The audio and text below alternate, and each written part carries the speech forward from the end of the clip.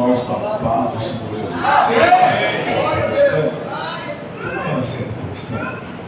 Eu quero dizer aos irmãos que é uma alegria imensa poder estar aqui com vocês. É um privilégio que hoje o Senhor tem me dado, né? De estar aqui, o privilégio de estar aqui como ministro da palavra, pregador do Evangelho. É um privilégio muito grande. Servir a Deus é um privilégio muito grande. Eu quero aqui agradecer a Deus pela vida do pastor Judásio, pela vida de cada um dos nossos irmãos obreiros, pastor Robson, presbítero Guilherme, pastor presbítero Garrone, missionário Lucinei, os obreiros da Casa do Senhor, Lourdes, Ministério do Louvor, a pessoa do nosso irmão Mocha, os demais irmãos, nossa irmã Jaciara, que nos fez o convite para estarmos aqui, e ela me deu mais um presente, né? Estar aqui com vocês, estar falando do Senhor. Isso é um privilégio que poucas pessoas têm. Está comigo aqui meu filho Samuel, esse rapaz, gente boa, simpático, inteligente, obediente, crente, pai de oração, e assim tudo bonito, né? Glória a Deus. Um rapaz de 15 anos. E aí, na caminhada, fazer o cartaz, né? É uma bênção. Louvado seja Deus, porque é parte de mim e parte da pessoa que conquistou o meu coração, a minha esposa, né? Ficou em casa, não é muito está saindo assim, mas é um privilégio que eu tenho, que Deus me deu, uma esposa abençoada, um filho abençoado.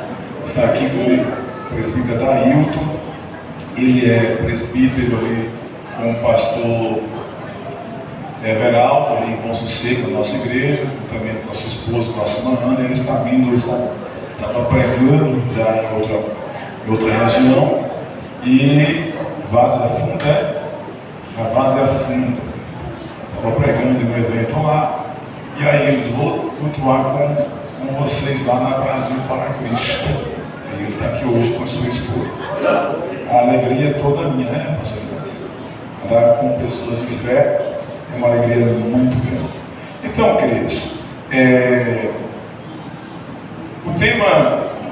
o texto que foi no passado foi Jeremias capítulo 33, não é isso?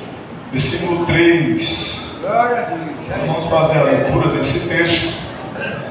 E eu quero falar um pouco de Deus nesta noite. Se vocês quiserem ouvir algo de Deus, vocês ouvirão nesta noite em nome de Jesus.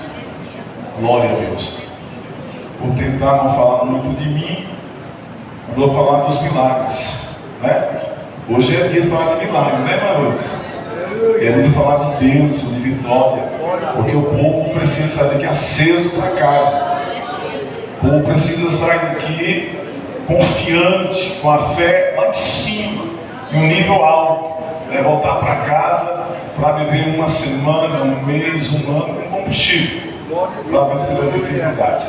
Jeremias, agora os irmãos se colocam de pé, né? Acho que é isso mesmo, né, pastor Judásio? Eu não quero perder esse costume, não. Tem uns irmãos que chegam na nossa igreja e podem ficar sentados. Nós aprendemos a ficar de pé. É o nosso costume, a nossa tradição. Nós aprendemos assim, reverenciando a palavra de Deus, né, pastor Robson? Então é isso.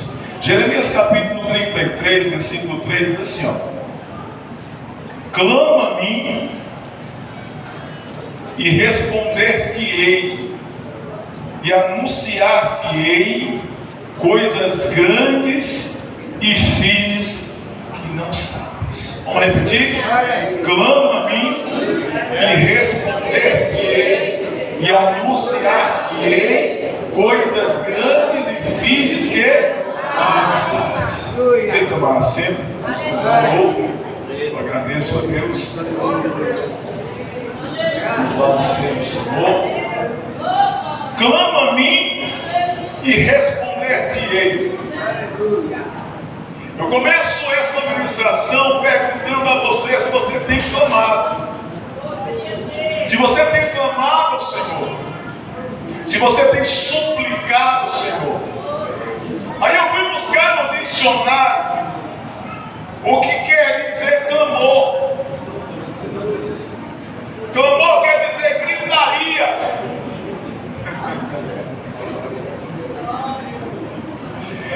Clamor significa gritaria. Barulho. Quem gosta de fazer barulho na presença de Deus aí? Isso é porque nós somos pentecostais. Isso é porque nós nascemos no fogo. Nós nascemos no poder. Nós nascemos na zoada. Nós nascemos no barulho. Gritaria de quem suplica. Esse é o significado literal de clamor. Então, se você está em um clamor, você está em uma gritaria, em uma súplica, intercedendo por alguma coisa, intercedendo por algo, intercedendo por algum projeto, por alguma vida, por alguma pessoa, por alguma família, por um casamento, por uma profissão, pelo trabalho, pelo ministério. Como nós estamos fazendo aqui nessa noite? Como nós reunimos aqui nessa noite? Eu estava aqui participando de uma oração e sentindo a presença de Deus que estava descendo sobre esse lugar, a presença do Espírito Santo de Deus falando ao meu coração. A presença de Deus era nítida. Quando nossos irmãos louvavam aqui, dizendo que o nosso Deus é bom, tão bom é o nosso Deus, o meu coração estava ardendo de alegria e me fez lembrar de grandes momentos, de grandes milagres, de grandes maravilhas que o Senhor tem feito na minha vida, de grandes maravilhas que o Senhor tem feito na minha casa, de grandes maravilhas que o Senhor tem feito na minha família. E eu aproveito nesta noite para te dizer: Deus ainda está fazendo milagre, Deus ainda está fazendo maravilha, Deus ainda está manifestando o seu poder, Deus ainda está manifestando a sua glória na sua vida nesta noite. Eu acredito, porque o nosso Deus não mudou. Ele é o mesmo de ontem e de hoje e de eternamente. Nosso Deus não mudou. Nosso Deus continua curando pessoas. Nosso Deus continua libertando vidas. O nosso Deus continua salvando. O nosso Deus continua abrindo portas para abençoar o seu povo. Ele continua fazendo isso. Pastor, clama-me, responder-te-ei, anunciar-te-eis coisas grandes e firmes que não sabes. Existem muitas coisas que o Senhor ainda vai fazer na sua vida que você nem tem ideia. Você nem tem noção do que Deus vai fazer na sua vida. Eu quero dizer para você nessa noite: olha, continue crendo na convenção dos seus familiares. Continue crendo naquela porta de emprego. Continue crendo no seu casamento. Continue crendo na sua profissão. Continue crendo no seu ministério. Continua. Não desista. Continua. Estou vendo que o Senhor me trouxe aqui nessa noite para dizer: simplesmente não desista. Porque talvez as pessoas estão no meio do Evangelho e parece que as coisas não estão acontecendo na vida dela e ela acha que não vai mais acontecer. Eu digo: vai acontecer. Eu te digo: não desista. Porque o nosso Deus, Ele é poderoso para fazer tudo e muito mais, além daquilo que nós pedimos ou pensamos. Além daquilo que nós pedimos ou pensamos. Queridos, o contexto aqui de Jeremias capítulo 33 é a desobediência. O contexto é a desobediência. Jeremias pregava no meio de um povo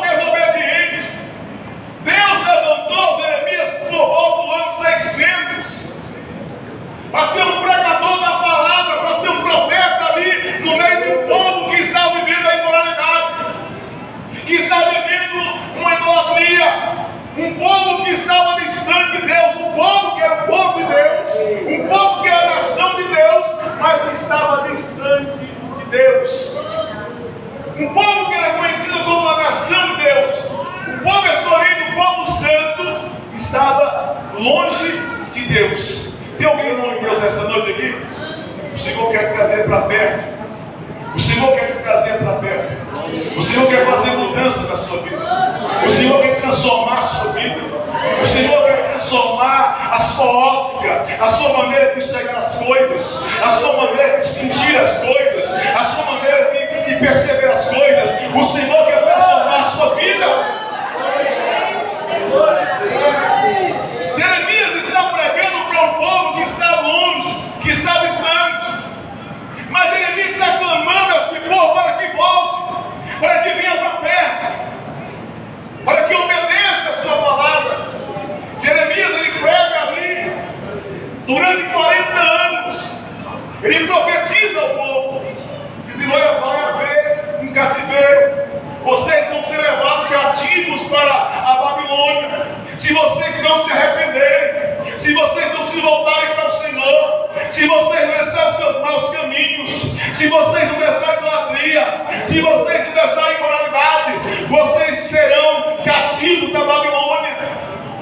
Jeremias, ele foi preso na guarda, no pátio do templo, no pátio da guarda, aliás. Ele ficou preso simplesmente por pregar ao povo, por profetizar ao povo, por falar ao povo que eles estavam vivendo uma vida de engano, que eles estavam vivendo uma vida de erro, que eles estavam vivendo em pecado, que eles estavam vivendo em imoralidade. Simplesmente por isso, meus irmãos, ele estava preso. Mas a verdade é que isso aconteceu. O povo se tornou cativo na Babilônia. E o que aconteceu foi o seguinte: Judá ficou deserto, Jerusalém ficou deserto, porque os babilônicos vieram e destruíram tudo. Fala para você, irmão, sem Deus a coisa vai de mal a pior. Sem Deus a coisa fica ruim. Sem Deus a coisa está errada. Fala para você, irmão, se você está fazendo errado, é porque Deus não está agindo na sua vida. Mas se você estiver fazendo certo, é porque Deus está agindo, é porque Deus está trabalhando, é porque você abriu espaço para que Ele esteja operando na sua vida. Toda vez que eu abro espaço para os meus desejos, para as minhas vontades, eu vou quebrar a cara. Eu só tenho que quebrar a cara, só tenho que estar errado. Tem muita gente de cara do mundo, tem muita gente quebrando a cara, irmãos, porque estão vivendo segundo os seus preceitos, segundo o seu pensamento, segundo o que vem na sua cabeça. Não é o que vem na sua cabeça, não. É o que está nas Escrituras. É o que o Senhor está te dizendo. É o que o Senhor está te falando. Tem pessoas que vivem segundo o que está no coração. Olha, eu não ouço o pastor, eu não ouço o pregador, eu não ouço a irmã do seu coração, eu ouço o meu coração. Meu coração é quem me manda, a minha cabeça é quem manda em mim. Querido irmão, eu digo para você nessa noite: você está equivocado, você está indo na direção errada, você vai quebrar a cara, você vai virar cativo da Babilônia. Você vai virar cativo da Babilônia. E não é isso que o Senhor tem para você. Esse povo se tornou cativo na Babilônia simplesmente porque desobedeceu. Você quer uma casa abençoada? Você quer uma família abençoada? Você quer uma família próspera? Você quer uma família cheia de Deus, cheia da unção, cheia do poder? Uma família renovada, uma família de pregadores, uma família de levitas, uma família de pessoas que oram, uma família de pessoas que jejumam, uma família de pessoas que consagram, uma família de pessoas que colocam o joelho no chão e clamam ao Pai e procuram o Pai do céu que pode todas as coisas. Viva em obediência. Ande em obediência. Eu sei, irmãos, o que é ser desobediente.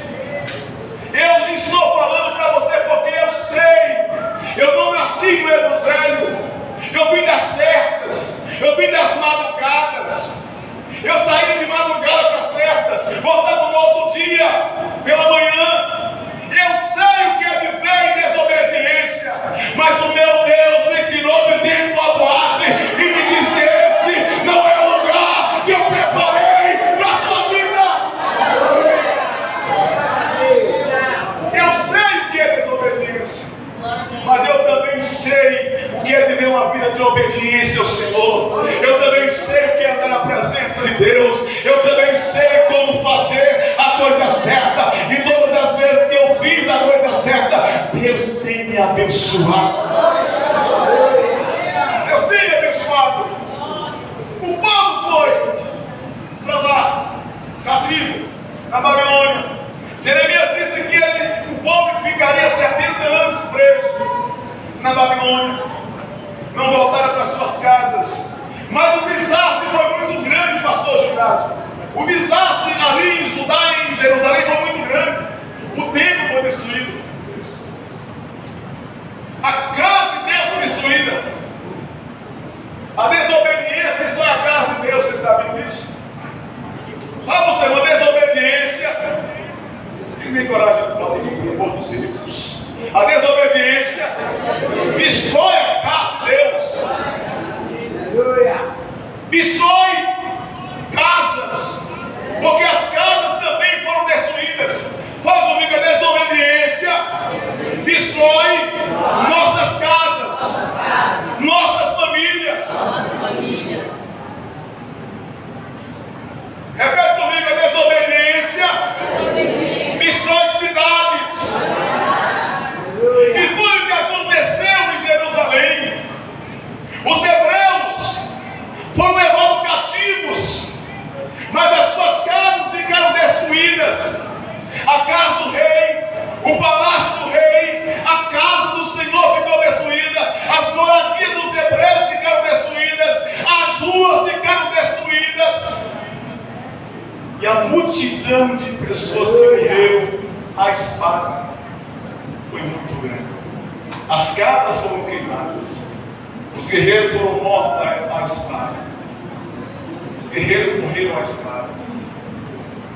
Por conta simplesmente de uma palavra tão pequena chamada desobediência. Desobediência. Mas Deus é tão bom, irmãos. Deus é tão bom. Que quando o povo é levado cativo para a Babilônia, levou Daniel, o profeta Daniel, levou seus amigos, Sadraque, Mesaque e Abednego, que eram nomes babilônicos que eles receberam. Levou o outro profeta lá, que é contemporâneo de Jeremias, Ezequiel. Mas Deus foi tão bom com o povo, ficou só aquele povo mais simples, mais pobre de Jerusalém. Aquele povo que mais precisava de ajuda ficou em Jerusalém porque não podia, não ia somar na Babilônia. Não tinha inteligência, não tinha dinheiro. Talvez era um povo que não tinha profissão, que ia liberar recursos da Babilônia. Foi esse povo que ficou em Jerusalém. Mas eu quero dizer para você uma coisa: Deus não está preocupado com a classe. Deus está preocupado com o tanto dinheiro que você tem. Deus está preocupado com que família você nasceu, qual é o tipo de sangue que você tem. Deus, Ele quer que você tenha sempre um apacentador. Deus quer sempre te orientar. Deus quer te guiar. Deus quer te mostrar a direção. E foi isso que Ele deixou o profeta Jeremias para estar pregando para o povo que estava na desolação. As ruas estavam abandonadas. As casas estavam abandonadas. Você imagina, irmãos, as pessoas sentavam nas ruas com os amigos e batiam papo, e conversavam, e falavam das maravilhas de Deus, dos sinais que o Senhor tem feito no meio do seu povo. As irmãs iam na casa da outra, uma estava lavando o prato, outra estava fazendo um crochê, conversando, falando das coisas de Deus. Mas agora não tem mais conversa, agora não tem mais riso, agora não tem mais gargalhada, agora não tem mais alegria, agora não tem mais paz, agora não tem mais triunfo, agora não tem mais, meus irmãos, agora só a tristeza, só a dor, só lembranças ruins, só a desolação, só abandono. É por isso que muitas das pessoas, como estão longe de Deus, eles sentem uma tristeza muito grande. Uma tristeza muito grande. Muito grande. E às vezes eles não sabem o que é. E aí, para vencer essa tristeza, vão para o bar, tomar cachaça, vão para as boates dançar, vão para a prostituição, vão fazer coisas erradas. mas é porque eles tiraram, eles abandonaram a presença do Criador, a presença de Deus. Esse é o vazio de Deus, é o vazio da presença dEle, é o vazio que só Ele preenche, é o vazio que nós temos de Deus, que nós precisamos preencher com Ele. E havia uma tristeza muito grande no meio desse povo. Aí Jeremias começa, Deus levanta o profeta Jeremias mais uma vez e diz: olha, vocês estão vendo as ruas vazias, as ruas desoladas, vocês estão vendo a tristeza, vocês estão vendo as casas derribadas, vocês estão vendo a casa do rei derrubada, o palácio do rei derrubado. Nas ruas não tem homens, não tem animais, não tem noivo, não tem esposo, não tem gozo, não tem alegria, não tem paz. Mas eu quero dizer para vocês: haverá gozo, haverá paz, haverá saúde, haverá alegria, haverá noivo, haverá esposo, haverá alegria ainda nesta cidade. E eu te digo nesta noite: haverá casamento, haverá casamento nessa igreja. Eu estou profetizando: haverá casamento nessa igreja. Eu saí de casa convicto que eu iria falar isso nessa noite: haverá casamentos nessa igreja. Porque os nossos homens, os nossos dias, pastor Robson, eles estão preocupados com outras coisas. Mas eu profetizo em nome de Jesus: haverá casamento nessa igreja. Eu não sei por que eu estou falando isso, mas haverá casamentos aqui. Em nome de Jesus. Em nome de Jesus. Queridos irmãos, quando eu recebi esse privilégio que a irmã me deu, de estar aqui ministrando a palavra, e ela disse: pastor, eu não quero que você seja didático, eu quero que você seja objetivo. Aí o Senhor colocou no meu coração o seguinte: fala das suas experiências. Fala das suas experiências. Eu lhe pergunto: quem tem experiência aqui com Deus para contar? Quem tem milagre para contar? Quem tem vitória para contar? Quem tem maravilhas para contar? Nós temos muitas coisas para compartilhar nessa noite. E aí, quando eu estava orando, o Senhor falou no meu coração: conta, fala das suas experiências. Deixa eu te falar uma coisa. Eu me converti orando pela minha família. Eu sou o primeiro na minha casa. Eu sou o primeiro a me converter na minha família. Não tinha quem me aconselhar. Eu não tinha quem me orientasse. Eu não tinha quem me instruísse. Eu não tinha quem dizia assim: vamos na igreja hoje. Olha, Jesus é bom, Jesus te ama. Não tinha essas pessoas que ficavam falando para mim. Eu não tinha essas pessoas. E aí eu me converti ao Senhor. Eu me converti ao Senhor. E eu comecei a orar pela minha família. Porque está escrito em Atos 16:31. O que está escrito lá?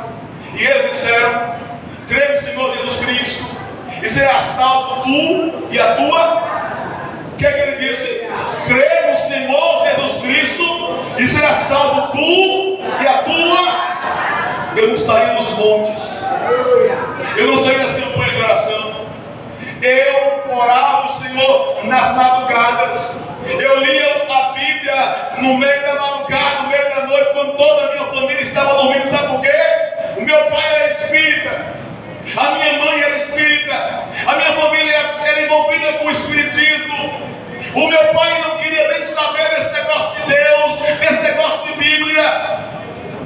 Então eu ia ler a Bíblia na madrugada. Quando todas as pessoas estavam dormindo, eu estava lendo a Bíblia. Porque eu queria conhecer Deus. Porque eu queria saber quem era Deus de verdade. Eu ouvia falar de Deus. As pessoas pregavam na igreja, mas eu queria aprender verdadeiramente quem era Deus de verdade. Eu queria.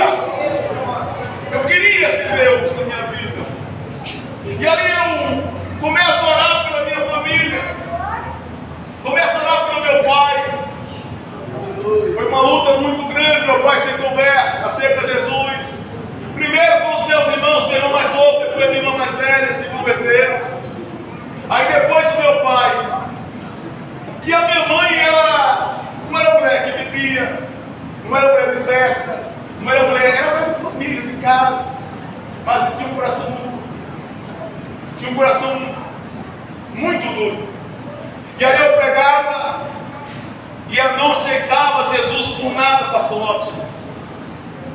Aí quando um dia, eu lembro que eu cheguei para meu pai e falei: pai, mãe ela não bebe, mãe ela não fuma, mãe ela não vai em festa, mãe ela não gosta de coisas erradas. Ela faz as coisas certas, ela estava devendo dízimo na igreja, mas não tinha aceitado Jesus ainda. E eu falei: não há nada que impeça ela de ser cristã, de aceitar Jesus. Aí isso foi uma sexta-feira. Falei para ele, fui para casa, que estava sentado na mesa da minha casa, em Botirama, almoçando. Aí ele me liga e diz: ei, sua mãe disse que ia aceitar Jesus. Quem pode glorificar o Senhor? Sua mãe disse que quer aceitar Jesus. Eu larguei o prato, esqueci de comida, a fome foi embora, não tinha mais fome de nada. Larguei o prato e peguei o carro e fui para a casa dela. E eu falei: é verdade? Ela disse: é verdade, meu filho. Ela aceitou Jesus numa tarde, no início de uma tarde, uma sexta-feira.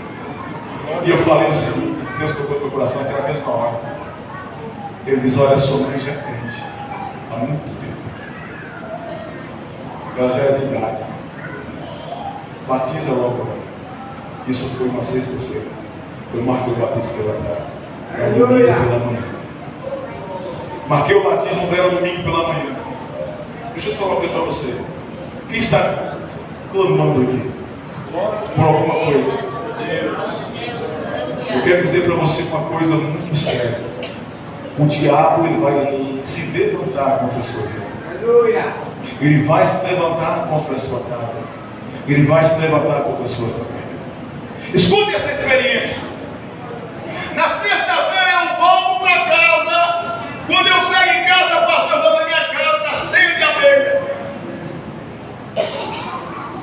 Saio tranquilamente, quando eu volto à minha casa, está cheio de abelha. Começou a vir da porta para frente. E essas abelhas começaram a transitar, entrar e sair da casa. Ia para o quintal. E foi um absurdo. Sexta-feira à tarde, sexta-feira à noite, sábado o dia todo. Será que o diabo estava feliz comigo? Será que o diabo estava feliz com essa obra? Será que o diabo estava feliz com essa convenção?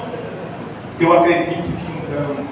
Eu acredito que não. Mas eu estava clamando ao Senhor. Quem quer escrito? Clama a mim, responder-te-ei e anunciar-te-ei coisas grandes e firmes que não. É isso que Deus está fazendo na sua vida. E ali, queridos, chegou domingo de manhã, sábado à tarde eu peguei uma piscina inflável. Eu falei: eu vou estar minha mãe no fundo da minha casa, porque ela tinha osteoporose, essas doenças de ossos, né? E não tinha muita mobilidade, os ossos fracos. Aos pés da minha mãe, até para andar na água, eu tinha dificuldade porque era bem sensível. Era bem sensível. E ali o que acontece? Eu enchi a piscina à noite. No outro dia eu completei a água. Fui chamar alguns obreiros da nossa igreja. Buscar o pastor Paulo, buscar outro pastor no carro para participar do ato, né? Da nossa igreja. Aí quando eu cheguei em casa, sabe o que aconteceu? A piscina nova que o irmão tinha comprado na igreja. A piscina estourou e foi água na casa toda. Lavou a casa todinha, irmão. Do fundo até a frente. Quando eu chego naquele mar de água descendo de casa. Aí minha irmã chegou e disse: Cícero, olha o que aconteceu. E eu disse: tem nada não.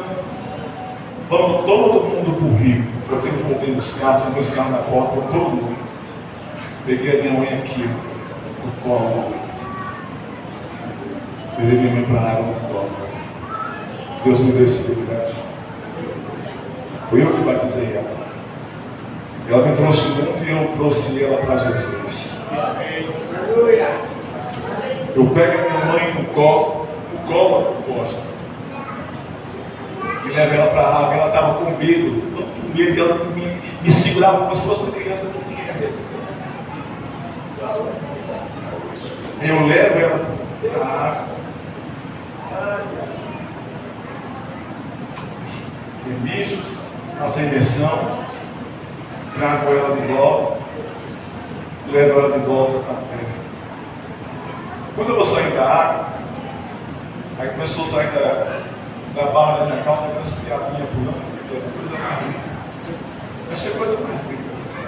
Mas naquele dia de manhã, Deus me deu uma vitória muito grande, porque eu estava clamando. Então eu quero dizer para você nessa noite, não desista de clamar. Tem pessoas que esqueceram do Deus que serve. Tem pessoas que acham que Deus é superficial. Tem pessoas que estão achando que Deus é uma coisa muito simples, uma pessoa simples. Eu nasci no Evangelho naquele tempo que a família vai se converter. Eu acreditava naquilo. A porta do emprego vai se abrir, eu acreditava naquilo. E nós somos o mesmo povo, irmãos, lá atrás. O nosso Deus é o mesmo Deus. Só que nós estamos tão com a mente sem direção e achamos que Deus não vai fazer mais a conversão dos nossos familiares. Ganhei meu pai, ganhei a minha mãe, ganhei os meus irmãos, ganhei todos os familiares, e Deus vai me dar o privilégio de continuar ganhando almas. Deus vai continuar me dando o privilégio de ganhar almas. Então essa é uma das experiências da minha vida. Certa feita, meu pai no espiritismo, meu pai ele era mestre do Vado Amanhecer em Botirama. Ele era vice-presidente do Vado Amanhecer em Botirama. Aí eu, com volta de uns 12 para 13 anos, eu estava passando em um trabalho no Vado Amanhecer em Barreiras, ali na Vila Morim, um tipo de pedra que tem lá. E ali naquela reunião, tinha uma pessoa que estava com um guia manifesto. E vão parar atrás, aqui fica um trono vermelho, bonito, aquele trono, essa gosta do vermelho, né? Um trono assim, fica uma pessoa atrás, que chama de Ampará, e aqui, fica uma pessoa atrás, que chama de doutrinador, e aqui na frente fica uma pessoa que recebe a entidade, que é chamada de Ampará. E ali eu passei naquela sessão, e aquela pessoa manifesta, aquele demônio manifesta aquela pessoa, aquela mulher, ele pega a minha mão e diz: olha, você tem dom de doutrinação, você vai ser doutrinador. Você vai ser doutrinador. Eu achei aquilo o máximo, irmão. Eu achei o máximo. Sabe por quê? Meu pai era doutrinador, a minha mãe era doutrinadora, e eu, doutrinador, maravilha, né? Tudo certo. Eu achava que era uma coisa muito boa. Mas o diabo é assim, vai nos enganar. Mas não enganou, não. E aí passando o tempo, passou-se alguns anos, ele diz: olha, com 16 anos você precisa desenvolver. Aí quando chegou aos 16 anos, o que aconteceu? Meu coração fechou a porta. Quem foi que fechou a porta do meu coração? Deus. Deus, ele fez isso. Deus, ele fez isso. Deus, ele fechou a porta do meu coração para que eu não enveredasse por esse caminho, no caminho da idolatria. Eu não sei se tem alguém nessa noite que já foi em algum lugar como esse, talvez um candomblé, talvez isso fica pela minha conta, né? É quem não pode estar falando sobre isso hoje, ainda mais redes sociais. Mas eu quero dizer para você que Deus, ele fez a obra na minha vida. Ele fez a obra na minha vida. Deus, ele sabe onde ele quer que você esteja. Deus sabe onde ele quer que você esteja. Só simplesmente deixe Deus trabalhar. Entregue o seu caminho, o seu caminho, São Bispo. Salmo 37, versículo 4. É isso mesmo, pastor? Sim. Entregue o seu caminho ao Senhor. É isso, presbítero. Confia nele. E ele tudo. Então eu escolhi confiar em Deus. E Deus, ele me trouxe para o Evangelho dessa forma, meus irmãos. Dentro de uma boate, dançando, bebendo, fazendo tudo que uma pessoa do mundo faz.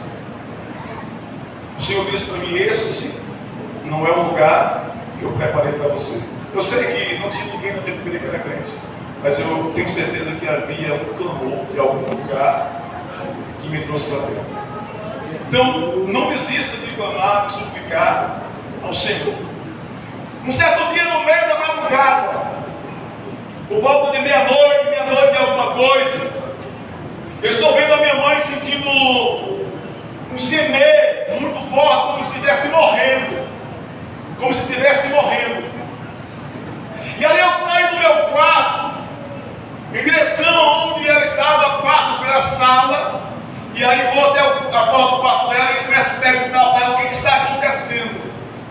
Ela disse: nada não. E eu fui insistindo, ela sem querer falar. Aí depois ela falou: Cícero, eu ouvi um barulho de uma pessoa batendo na porta de casa. Eu ouvi o barulho da porta se abrindo. Isso é o mundo espiritual, irmãos. Eu ouvi o barulho da porta se abrindo. Eu ouvi o barulho dessa pessoa andando dentro de casa. O barulho dos passos dele dentro de casa. E chegou na frente de um quarto aqui. Era uma pessoa muito grande. Aleluia.